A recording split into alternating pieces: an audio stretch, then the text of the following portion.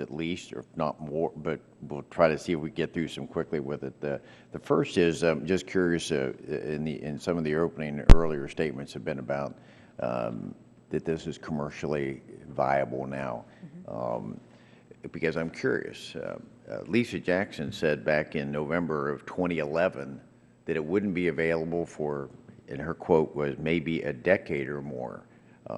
So I'm curious how that's moved up on the chain, and DOE put out their own report that said it's not going to be commercially viable until 2020 as well.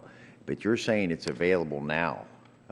So rather without the time, could you get back to me explaining why both of you disagree with Lisa Jackson and why you disagree with the Department of Energy, that their projection that it could be available? Could you get back in writing to me rather than answer now? Certainly. Thank you. Second is, I want to probe a little further about you saying how coal-fired powerhouse will be viable. You've answered that, but as an engineer, I want to probe a little deeper with that. When you say viable, do you mean that we'll maintain at 38 to 40% of the portfolio of this country of energy production? We expect coal to remain a substantial portion of the energy portfolio. No. You hear the question I asked was it 38 to 40%? That's a pretty precise number. Okay, call it 35 to 40% then. Where it is now, are we going to? Is coal going to lose more under these regulations? Just to remain viable, because you're the one that used the term viable. I'm trying to define viability. I also say viability is 7.5 cents per kilowatt hour in West Virginia. Are you saying that the price of electricity is going to go up? Congressman, there are a number of factors that are affecting the power sector. Will price of electricity go up under your definition of viability? I can't give you a prediction. And you can't and you can't define whether or not it's going to be the 35 to 40%. Well, there are a number of factors that go into how much of the power in this country is produced by. Your term of viable, we could have less and less use of coal. I'm just concerned about all the coal miners and the people that work in these mines, or the people that in the industry, how they're going to find jobs if it's less and less, and you're saying it's viable. I'm not so sure I'm into that. Let me go to a third element very quickly with it. The United Nations panel came out with a report. They've been doing it periodically.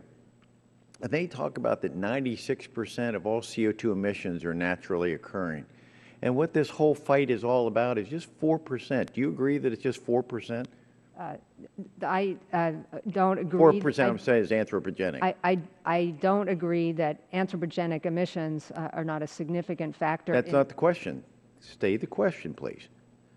Do you agree with the United Nations that said 4% of all CO2 emissions come from man? I'm not familiar with that statement, Congressman. Okay, but you will accept that well, maybe you don't if you're not familiar with it, but I think it was the Sierra Club, maybe Earth Justice. I know that Al Gore has said that 30% of all CO2, of man-made CO2 emissions come from the deforestation of a tropical rainforest, so that would represent 1.2%. If it's 4%, 1.2% would be 30% of 4. But yet, coal-fired powerhouses only generate what? Do you know the number? Two tenths of 1% of the CO2 emissions in the world come from American coal-fired powerhouses. 6 times less than the deforestation of a tropical rainforest. But yet, what all these regulations you're doing are putting at risk all the American workers in these powerhouses and coal mines and all across this country. At 2/10 of 1%, you're willing to put all this, our economy, at risk for 2/10 of 1%. I'm not comfortable with that. Are you?